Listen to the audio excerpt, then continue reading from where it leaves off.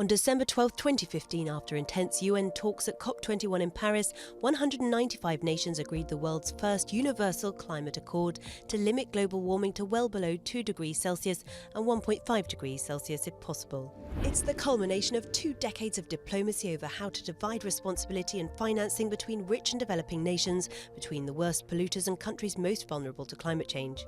Developing countries are set to receive a minimum of $100 billion a year from 2020 when the deal takes effect.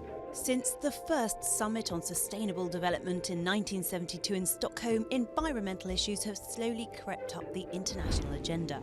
The 1992 Earth Summit in Rio de Janeiro laid the foundations of green diplomacy. It resulted in the United Nations Framework Convention on Climate Change. Every year since 1995, the Conference of Parties to the Convention, known as COP, brings together signatory states to try to combat climate change by reducing emissions. This annual summit also formed the basis for 1997's Kyoto Protocol. The treaty committed 37 industrialized countries to reduce greenhouse gas emissions to 5.2% against 1990 levels by 2012.